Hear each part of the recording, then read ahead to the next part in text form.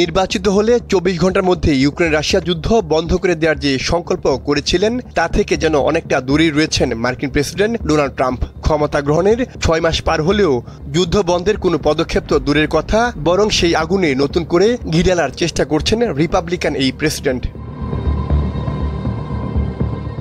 Russia বর্তমানে ব্যাপকভাবে ইউক্রেনে হামলা করছে এই অজুহাতে সম্প্রতি ইউক্রেনকে আরও অস্ত্র সহায়তা পাঠানোর ঘোষণা দিয়েছেন ট্রাম্প। সোমবার ইসরায়েলি প্রধানমন্ত্রী বেনিয়ামিন নেতানিয়াহুর সঙ্গে নৈশভোজের আগে একথা জানিয়েছেন তিনি। এর আগে কিয়েভকে কয়েক ধরনের অস্ত্র সরবরাহ বন্ধ করে দেয় ওয়াশিংটন।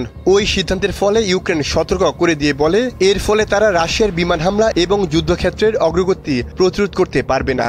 এই সতর্কতার পর ইউক্রেনের বাসিন্দারা যেন নিজেদের রক্ষা করতে পারেন এবং স্থায়ীভাবে শান্তি নিশ্চিত করতে পারেন, সেজন্য ইউক্রেনে অতিরিক্ত প্রতিরক্ষামূলক অস্ত্র পাঠানোর সিদ্ধান্ত নেয় যুক্তরাষ্ট্র। সম্প্রতি মার্কিন প্রেসিডেন্ট ডোনাল্ড ট্রাম্প জানিয়েছেন আত্মরক্ষার জন্য ইউক্রেনের পেট্রিয়ট ক্ষেপণাস্ত্র প্রয়োজন। একই সঙ্গে যুদ্ধবন্ধে ব্যর্থতায় রাশিয়ার প্রেসিডেন্ট ভলোদিমির পুতিনের সম্পর্কেও হতাশা প্রকাশ করেন ট্রাম্প। ২০২২ সালে ইউক্রেনে পূর্ণমাত্রার আগ্রাসন শুরু করার পর মার্কিন যুক্তরাষ্ট্র ইউক্রেনের সবচেয়ে বড় সামরিক সহায়তাকারী। তারা ইউক্রেনের আকাশে প্রতিরক্ষা ব্যবস্থা, ড্রোন, রকেট লঞ্চার এবং ট্যাঙ্ক বিধ্বস্তকারী অস্ত্র সরবরাহ করেছে।